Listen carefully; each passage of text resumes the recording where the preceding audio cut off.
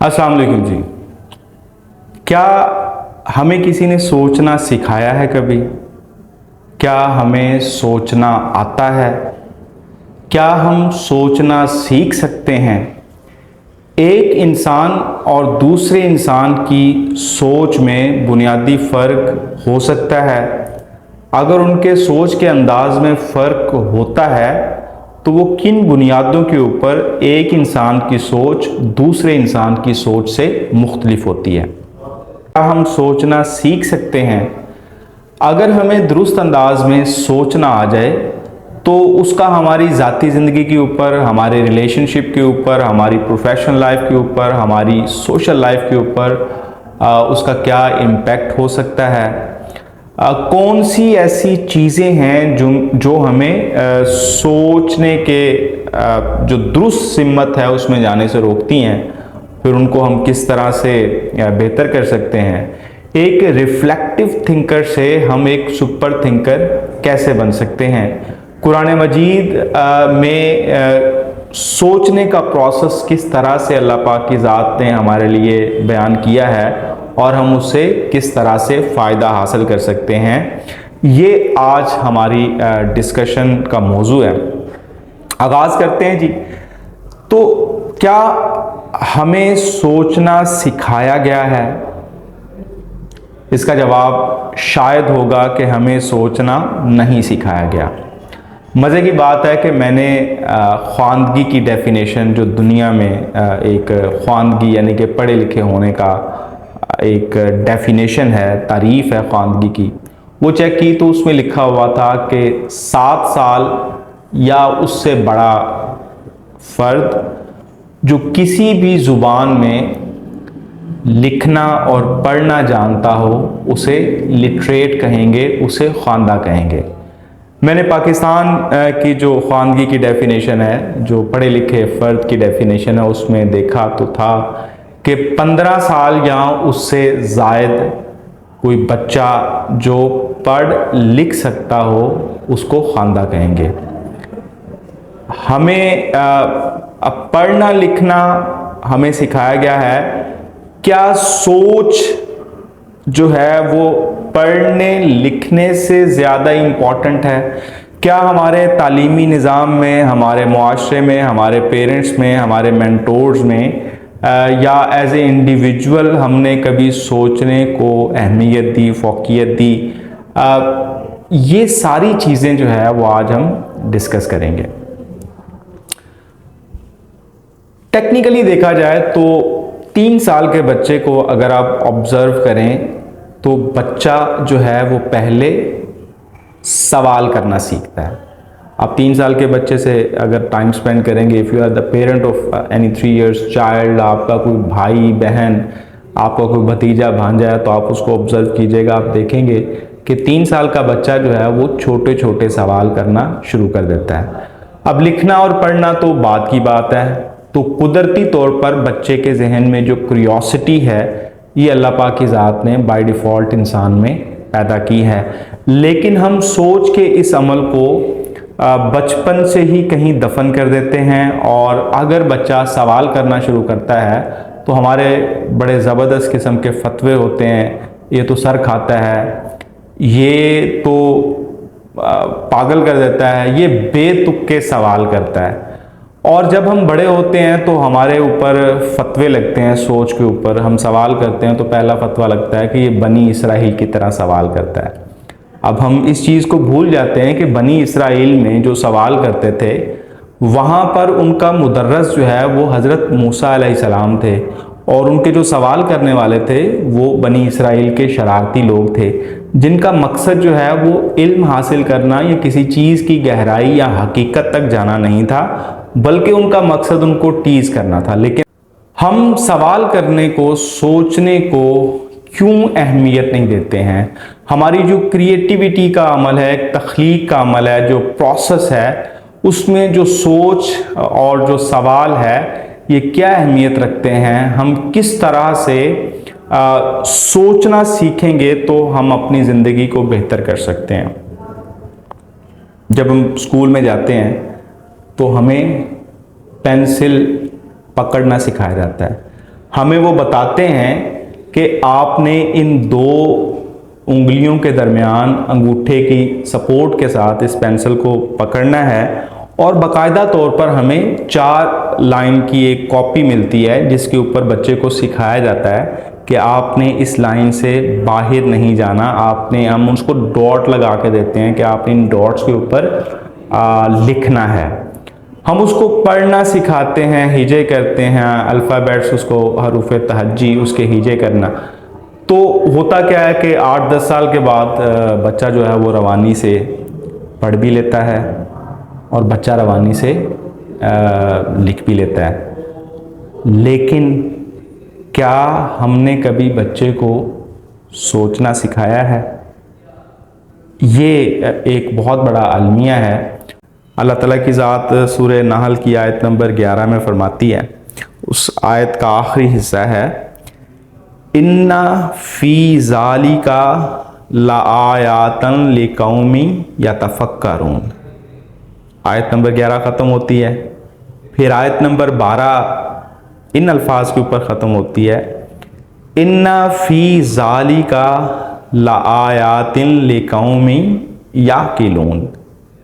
फिर आयत नंबर 14 इन अल्फाज के ऊपर ख़त्म होती है, इन्ना फ़ी ज़ालिका लआयातिन लिकौमी यज़्ज़क्करून। ये 3 जो आयात हैं इनमें तकरीबन एक ही तरह के अल्लाह पाक की ज़ात ने एक ही तरह का पैटर्न हरूफ की तरतीब रखी है। अगली 2 आयात में है लाल्लकुम तशकुरून और फिर है लाल्लकुम तहतदून। मेरी लाल्लकुम तशकुरून और लाल्लकुम तहतदून ये आउटकम है उन 3 प्रोसेसेस का, उन 3 बातों का, उन 3 आमाल का, उन 3 नसीहतों का कि जिनके ऊपर अगर हम पहले समझेंगे, उस पर अमल करेंगे तो हम शुक्रगुजारी करेंगे, हम यहाँ से बहुत कुछ हासिल करेंगे और हम हदायत हासिल कर लेंगे। तो आप इसको देखें कि 3 प्रोसेस हमने अडॉप्ट क्या करने हैं। नंबर 1, हमने गौर व फिक्र करना है, हमने अक्ली बुनियाद के ऊपर उसको जांचना है और उस चीज़ को अपनी ज़िंदगी का हिस्सा बनाना है उसकी। तो आप समझ लें कि ये जो प्रोसेस आज हम सोचना सीखने जा रहे हैं, इसमें जो पहली शर्त है वो ये है कि हमारे पास रेलिवेंट इंफॉर्मेशन का होना बहुत ज़रूरी है, हमारे पास मुकम्मल इल्म का होना बहुत ज़रूरी है। अगर हमारे पास मुकम्मल इल्म नहीं होगा, हमारे पास उस चीज़ की मुकम्मल नॉलेज नहीं होगा, उसका डेटा नहीं होगा, उसकी इंफॉर्मेशन नहीं होगी, तो वो इनकम्प्लीट इंफॉर्मेशन जो होगी, वो नामुकम्मल जो नॉलेज होगा, इल्म होगा, वो बजाय हमें फ़ायदा पहुँचाने के हमें नुकसान पहुँचाएगा। और आप अपने इर्द गिर्द अगर देखें तो जहाँ जहाँ पे भी हमसे गलतियाँ हुई होंगी फ़ैसला साजी में, सोचने समझने में, तो हमने हो सकता है कि पूरी बात समझी ना हो, पूरा इल्म हासिल ना किया हो, पूरी इंफॉर्मेशन जो है वो हमारे पास ना हुई हो। तो इनकम्प्लीट इंफॉर्मेशन के साथ जब हम कोई भी काम करेंगे तो वो कभी भी अच्छे नताइज हमें नहीं देगा। लिकौमी यतफ़क्करून, गौर व फिक्र का पहला स्टेप ये है, अगर आप गौर व फिक्र करना सीखना चाहते हैं तो उसका पहला स्टेप है कि आपने सवाल करना सीखना है। सवाल एक बहुत बड़ी एक समझ ले जहानत में या आईक्यू लेवल में, मैं तो यहाँ तक समझता हूँ, इस थिंकिंग प्रोसेस को अंडरस्टैंड करने के बाद मैं इस नतीजे पे भी पहुँचा हूँ। मेरा ज़ाती राय है, हो सकता है कि मुख्तलिफ हो, गलत हो, लेकिन मैं ये सोचता हूँ कि आईक्यू लेवल जो होता है, इंटेलिजेंट क्वेश्चन लेवल जो होता है, ये बाय डिफ़ॉल्ट बिल्ट इन जो हम समझते हैं, ये भी गलत है। हम अपने आईक्यू लेवल को बेहतर कर सकते हैं और वो बेहतर भी इसी प्रोसेस के तहत कर सकते हैं। अगर हम इसकी फ्रीक्वेंसी को अपनी ज़िंदगी में इसको हम अपनी ज़िंदगी में ढाल लें, इसकी फ्रीक्वेंसी को अपनी ज़िंदगी में ले आएँ, तो हम अपना आईक्यू लेवल को भी बेहतर कर सकते हैं। ये कैसे हो सकता है यार? अल्लाह ने आपको जो हाथों की उंगलियां दी हैं ये भी दूसरे इंसान से मुख्तलिफ दी हैं।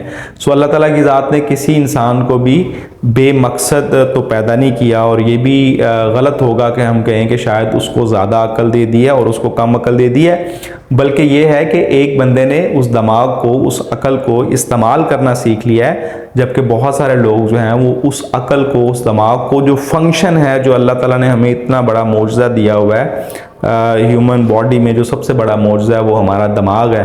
तो फ़र्क सिर्फ ये होता है, जो हम आईक्यू लेवल के पीछे पड़ते हैं कि उसका आईक्यू लेवल अच्छा है, उसका आईक्यू लेवल अच्छा नहीं है, तो मैं ये समझता हूँ कि आईक्यू लेवल कुछ भी नहीं है, ये हमारा दिमाग है। जिस इंसान को ये दिमाग इस्तेमाल करना आ गया है, उसको अपने लफ्ज़ों में आप आईक्यू लेवल कह दें तो वो ज़हीन बन जाएगा। और एक चीज़ है, उसको आपने इस्तेमाल ही नहीं की तो ऑब्वियसली वो फिर आपको बेनिफिट किस तरह से दे सकता है। तो पहली चीज़ जो है वो सवाल करना है। सवाल करने के पॉइंट ऑफ व्यू से मैं आपको गाइड करना चाहूँगा कि एक डिज़ाइन थिंकिंग का एक बहुत ज़बरदस्त प्रोसेस है, बहुत इफ़ेक्टिव है। सो सवाल कैसे करना है, कितने सवाल कम अज़ कम करने हैं, इस पे आपको मैं डिज़ाइन थिंकिंग का हवाला देना चाहूँगा। डिज़ाइन थिंकिंग में ये है कि डिज़ाइन थिंकिंग का जो प्रोसेस है basically that is consisted on five wise. So 5 सवाल अगर वाई करेंगे, वाई से मुराद है क्यों। सो 5 वाइज को अगर आप अपनी किसी भी प्रोसेस के ऊपर, किसी भी मसले के ऊपर, किसी भी कॉन्फ्लिक्ट के ऊपर, किसी भी सूरत हाल के ऊपर 5 वाइज को अगर आप इम्प्लीमेंट कर लेंगे तो उससे भी आप जो पहले वाला प्रोसेस है यतफक्करून लिकौमी यतफक्करून, तो उसमें आपको हेल्प आउट मिल सकती है। मैं आपको एक 5 वाइज के हवाले से एक बड़ी इफ़ेक्टिव स्टोरी आपसे शेयर करना चाहूँगा। तो एक हिस्टोरिकल बिल्डिंग थी जो कि बहुत कमज़ोर हो गई थी, तो उन्होंने उसकी ऐसी एस्टिमेशन ली, असेसमेंट ली, तो उन्होंने ये फ़ैसला किया कि जिस तरह से ये मुसलसल कमज़ोर होती जा रही है, हमें इस बिल्डिंग को गिरा देना चाहिए ताकि इससे कोई बड़ा नुकसान ना हो। वहाँ पर डिज़ाइन थिंकिंग का एक प्रोफेशनल था,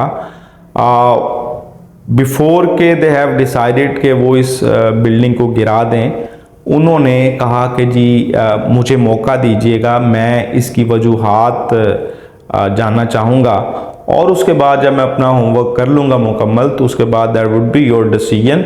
आपकी अपनी टेक होगी कि आप इसको गिराना चाहें तो आप गिरा दीजिए, लेकिन मुझे एक मौका दीजिएगा।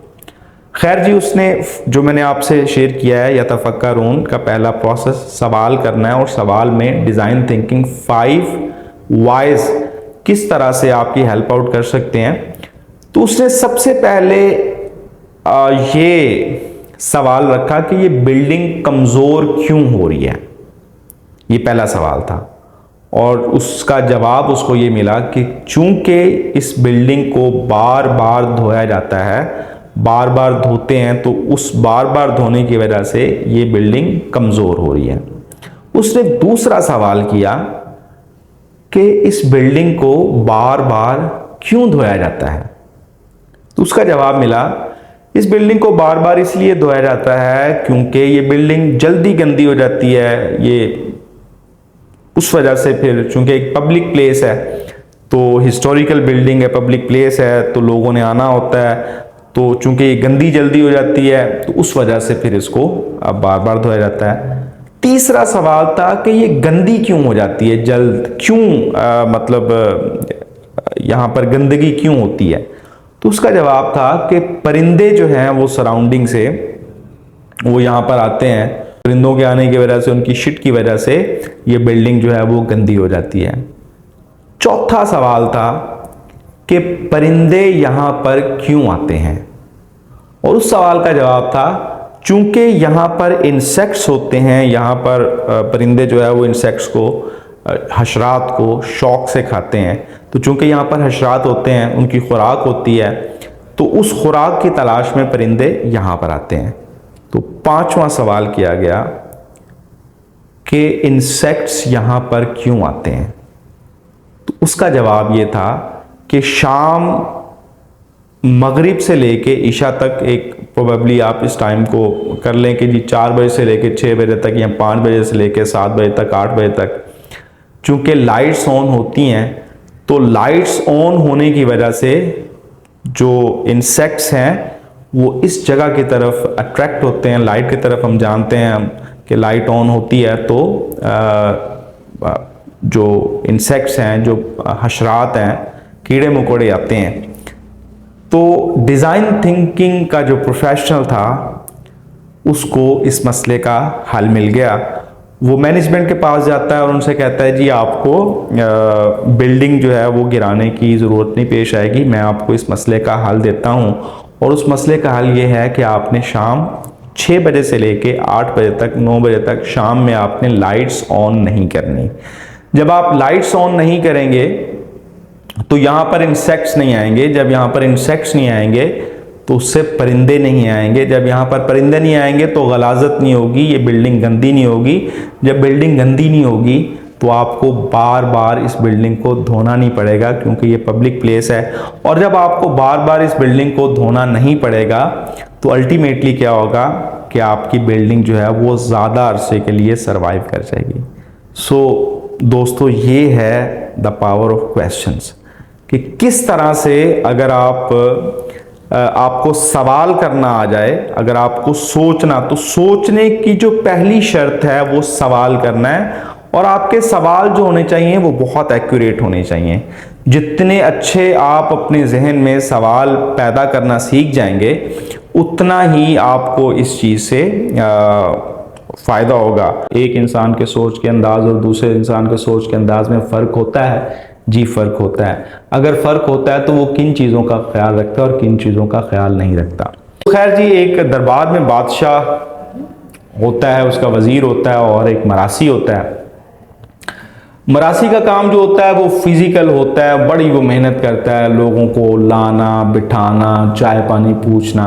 जबकि वो देखता है कि वज़ीर साहब जो है ना वो बादशाह के साथ ही कंधे के साथ कंधा मिला के बैठे रहते हैं, काम शाम वो करते नहीं हैं, लेकिन उनको जो प्रिविलेजेस मिलते हैं, जो मिरात मिलती हैं, जो तनख्वाह मिलती है, जो बाकी सारी चीज़ें मिलती हैं वो मुझसे जो है वो ज़्यादा मिलती है। तो उसके जहन में ख्याल आया कि यार ये काम तो कुछ भी नहीं, ये तो वेला रहता है, इसको तो फारग ही है, इसको तो कोई काम काज नहीं है। और मतलब इसके बावजूद जो काम ये करता है उससे बेहतर काम तो मैं कर सकता हूँ, जबकि मेरी जो वर्किंग है वो ज़्यादा है, मैं तो सारा दिन मुझे सांस नहीं आती। तो काफ़ी अर्सा सोच विचार के बाद वो नहीं रह सकता, तो वो अपना ये कंसर्न जो है वो अपने बादशाह को रखता है कि बादशाह सलामत, आपका जो वज़ीर है मुझे नहीं लगता कि वो किसी काम का हो, तो उतना उससे बेहतर काम तो मैं कर सकता हूँ, तो आप मुझे एक मौका दीजिएगा। बादशाह मुस्कुराया, उसने कहा ठीक है जी, मैं आपको एक मौका देता हूँ, आपने प्रूव करना है अपने आप को कि आप वज़ीर से बेहतर हैं। खैर जी, उसको पहली असाइनमेंट मिलती है। बादशाह उसे कहता है मरासी से कि जाओ मियाँ पता करो कि बंदरगाह के ऊपर एक जहाज़ आया। काम ही कोई नहीं जी। मरासी ऐसे भागता है, बंदरगाह पे जाता है और दस्ती वापस आ जाता है। आते साथ ही कहता है जी बादशाह सलामत, मैं देख आया हूँ जी, वहाँ पर एक जहाज़ आया हुआ है। अब बादशाह उसके मुंह की तरफ देखना शुरू कर देता है, उससे पूछता है कि भाई वो जहाज़ कहाँ से आया है, ये तो मैंने पूछा ही नहीं है। अच्छा, मैं अभी जाता हूँ। दूसरा चक्कर लगता है, वो जाता है और फिर भागा भागा आता है। बादशाह सलामत, वो जहाज़ जो है वो ईरान से आया है। अच्छा, भी वो जहाज़ किसका है, क्यों आया है हमारे मुल्क में, ये तो मैंने पूछा ही नहीं है। अच्छा, मैं अभी आता हूँ। फिर वो थर्ड उसका चक्कर लगता है, वो भागा भागा जाता है, पूछता है, इंफॉर्मेशन लेके आता है। और जब इंफॉर्मेशन लेके आता है तो बताता है कि जी ये जहाज़ जो है वो ईरान से आया है, एक सौदागर का जहाज़ है और तजारती मकासद के लिए ये जहाज़ जो है वो फ्रीक्वेंटली महीने एक साल में 3-4 दफ़ा आता रहता है। ठीक है, अच्छा इस जहाज़ में कितने लोग हैं? कहता है ये तो मैंने पूछा नहीं है। वो फिर 5वां चक्कर उसका लगता है, फिर वो इन्फॉर्मेशन लेके आता है और कहता है कि जी इसमें 60 लोग हैं, जिनमें से 40 मर्द हैं, 15 ख़वातीन हैं और 5 बच्चे हैं। अच्छा यार, इस जहाज़ का ऑनर कौन है? ये तो मैंने पूछा नहीं है। फिर वो जाता है भाग के इन्फॉर्मेशन। तो जब उसके दरबार से बंदरगाह के 7 से 8 चक्कर लग जाते हैं तो वो मरासी जो है वो बदहाल हो जाता है। फिर बादशाह सलामत वज़ीर को बुलाते हैं और उससे पूछते हैं कि जाओ मियाँ पता करो एक जहाज़ आया। ठीक है, बादशाह सलामत में अभी आया। वो जाता है और तकरीबन समझ लेंगे 15 मिनट बाद आ जाता है वापस। हाँ भी क्या ख़बर लाए हो? हजूर ये ईरान से एक जहाज़ आया है, ये महीने 1 साल में 4 दफ़ा जहाज़ हमारी बंदरगाह पे ऊपर आता है। इसमें 60 लोग हैं, 40 मर्द हैं, 15 ख़वातीन हैं, 5 बच्चे हैं। ये ईरान से कारपेट्स और बाकी सामान लेके आता है, जबकि पाकिस्तान से ये मसाला जात और दूसरी चीज़ें जो हैं वो लेके जाता है। ये इकबाल अहमद साहब का है मलकियत में। इकबाल अहमद साहब के जो वालिद थे वो भी ताजर थे और तकरीबन 50 साल से जो है वो तिजारत कर रहे हैं। इकबाल अहमद और उसके जो वालिद साहब हैं वो आपके बड़े इज़्ज़त व एहतराम करते हैं और उनका टैक्स जो है वो कभी भी लेट नहीं हुआ, बल्कि जब भी किसी मुहिम के लिए भी हमें ज़रूरत पड़ी है तो उन्होंने हमेशा हमारी मदद की है। उन्होंने जो लागू टैक्स हैं उसके अलावा भी जो है वो जितना उनसे बन सका उन्होंने ख़जाने में जमा करवाया। तो हजूर ये है यतफ़क्करून। अब हम अगर अपने आप को देखें, क्या हमें सवाल करने आते हैं? हमें सवाल करने नहीं आते। हम शायद उस मरासी की तरह एफर्ट ज़्यादा करते हैं जो अपने दिमाग को इस्तेमाल नहीं करता। जैसे मैंने गुजारिश की कि ज़िंदगी में जितने भी फैसला साजी है उसमें अच्छे सवाल जो है वो बहुत अहम होते हैं। जितने अच्छे सवाल हमें करने आएंगे हमारी ज़िंदगी के जो फैसले होंगे उसमें कामयाबी का जो रेशो होगा वो उतना ही ज़्यादा होगा। अब यहाँ पर मैं आपको ये बताना चाहूँगा कि यतफ़क्करून, इसमें कौन सी चीज़ है जो हमें सवाल करने से रोकती है? बैरियर्स हैं। वो बैरियर्स जो हैं वो नामालूम है, हमने कभी देखे नहीं हैं, लेकिन उन बैरियर्स की वजह से जो हमारा जो पहला स्टेप है, जो कामयाबी की तरफ पहला सफ़र है, पहला स्टेप है, उसमें हमें मुकम्मल तौर पर कामयाबी हासिल नहीं होती है। तो यतफ़क्करून में, गौर व फिक्र करने में सबसे पहला जो रुकावट है वो हमारे इमोशंस हैं। हम अपनी मर्ज़ी के मुताबिक सोचते हैं। हमारा मकसद जो है वो सच की गहराई तक जाना है। हमारा मकसद किसी चीज़ की हकीकत में जाना है ताकि उसके मुताबिक हम अपनी ज़िंदगी के फ़ैसला साजी को बेहतर कर सकें। लेकिन पहली गलती जो हम करते हैं वो ये होता है कि हमने इसमें मुख्तलिफ बैरियर्स रखे हुए हैं। जज्बात होते हैं, कोई शख्स हमें बहुत अच्छा लगता है, कोई शख्स हमें बहुत बुरा लगता है। बाय डिफ़ॉल्ट होता है उसका कोई पास्ट एक्सपीरियंस था, हमारे कोई मामलात थे, वो हमारा चहीता था, वो हमारा लाडला था, वो हमें अच्छा लगता है, उसकी अदा अच्छी लगती है, उसकी आदत अच्छी लगती हैं। कोई भी रीज़न हो सकती है। वो हमारा सगा हो सकता है, वो हमारा भाई हो सकता है, वो हमारा फेवरेट भाई हो सकता है, वो हमारी फेवरेट बहन हो सकता है, वो हमारा फेवरेट बच्चा हो सकता है। सो हमने वो इमोशंस रखे हुए हैं। हम किसी के बारे में जो हमारा फेवरेट होता है उसके बारे में कभी भी क्रिटिकल थिंकिंग करते ही नहीं हैं। क्रिटिकल थिंकिंग में जो पहली चीज़ होती है वो ये होती है कि हम इमोशंस की वजह से हम सर्टन लोगों को वो रियायत दे देते हैं जो हमें नहीं देनी चाहिए, और सर्टन अच्छे लोग होते हैं लेकिन चूंकि हमारी इमोशंस उनके लिए अच्छे नहीं होते, किसी भी वजह से कोई सख्ती हो सकती है, वो हमारे लाडले नहीं हो सकते, वो हमारे फेवरेट नहीं हो सकते, वो हमारे कोलीग्स नहीं हो सकते, बाय डिफ़ॉल्ट उनकी शक्ल ही नहीं अच्छी लगती जी, हमें उनका बोलना ही अच्छा नहीं लगता, हमने कभी उनको जानने की कोशिश ही नहीं की है। सो हमारी जो राय होगी उस बंदे के बारे में गलत होगी। सो जब हमारा पहले ही बाय डिफ़ॉल्ट इमोशंस जो होते हैं वही किसी के हवाले से वो इम्बैलेंस्ड हैं, वो बैलेंस नहीं है, तो यतफ़क्करून वाला जो प्रोसेस होगा वो कंप्लीट नहीं होगा। रखिएगा, जो पहला बैरियर आपने तोड़ना है सोच के लिए वो आपने बैलेंस लाना है इमोशंस में। वो बंदा चाहे आपका सगा है या सगा नहीं है, जब भी आपने तहकीक करनी है, जब भी आपने सोच विचार करनी है, जब भी किसी ने आपसे मशवरा मांगा है या आप कोई फैसला करना चाह रहे हैं, तो आपने फेवरेटिज्म इमोशंस वाले चीज़ को किल करना है। अब इसमें मसलक भी आ जाते हैं, मसल की लाइक आप इमोशंस लाडलों से शुरू करें। आप जिस तरह से मसल की बुनियादों के ऊपर हमारे बहुत सारे मसले मसाइल हैं, तो मसलक जो है ये भी एक किस्म का जो बैरियर है कि हम अपने मसलक को बहुत ज़्यादा जो है वो लिवरेज प्रोवाइड कर देंगे, और जो हमारा मतलब जिस मसलक से हम कंफर्टेबल फील नहीं करते उसके ऊपर हमारी स्क्रूटनी जो होगी, जो हमारी ग्लासेस होंगी, जो हमारी परसेप्शन और अजम्पशन के जो अदसे होंगे वो बड़े स्ट्रॉन्ग होंगे। फिर इसके अलावा आपका मुल्क आ जाता है। आप अपने दुश्मन के बारे में जो है वो सोचते वक्त आपका क्राइटेरिया फ़र्क होता है।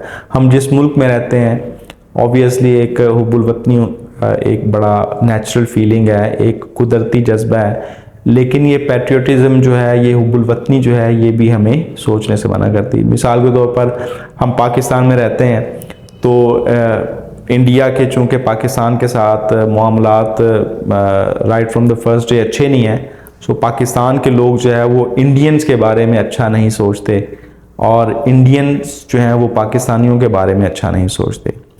जबकि हमें इस बैरियर को भी ख़त्म करना है। बिलीव मी कि मुझे बहुत सारी चीज़ों में इंडिया इंस्पायर करता है। मैं देखता हूँ कि इंडिया ने पिछले 75 सालों में बड़ी तरक्की की है, तो मुझे अच्छा लगता है।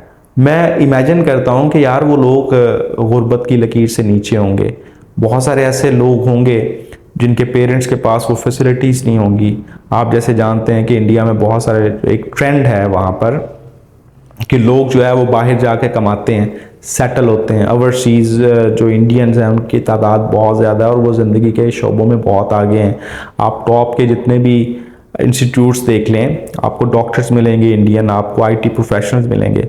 सो मैं उनको इस तरह से सोचता हूँ कि यार कितना अच्छा काम किया है कि वो गुर्बत वो खुद या उनके पेरेंट्स जो थे मे बी उनको ज़िंदगी की वो सहूलियात मुयस्सर नहीं होंगी, उन्होंने ज़िंदगी में मेहनत की होगी, जो गुर्बत उन्होंने देखी होगी। हो सकता है किसी की वालिदा जो है वो चाइल्ड बर्थ डिलीवरी में किसी की वालिदा फौत हो गई हो, किसी के वालिद को अच्छा ट्रीटमेंट ना मिला हो, फौत हो गया हो, किसी के बच्चे को अच्छी खुराक ना मिली हो तो वो उस तरह से ग्रो ना कर सका हो, किसी के पास पहनने के लिए अच्छे कपड़े ना हो, जूता ना हो, वो अपनी एजुकेशन कंप्लीट ना कर चुका हो, लेकिन उन्होंने लाइफ में एफर्ट की, जिसकी वजह से जिस नस्ल ने वो परेशानी देखी, तकलीफ़ देखी, उन्होंने अपनी मेहनत से दूसरी नस्ल जो है वो आज देखें अमेरिका, यूके, कनाडा, बाकी जितने ममालिक में देखें तो उनकी जो दूसरी और तीसरी नस्ल होगी, बाहसियत इंसान देखें तो मुझे बड़ा इंस्पायर करते हैं इंडियंस के, उन्होंने अपनी नस्लों को चेंज कर दिया अपनी सख्त मेहनत की वजह से।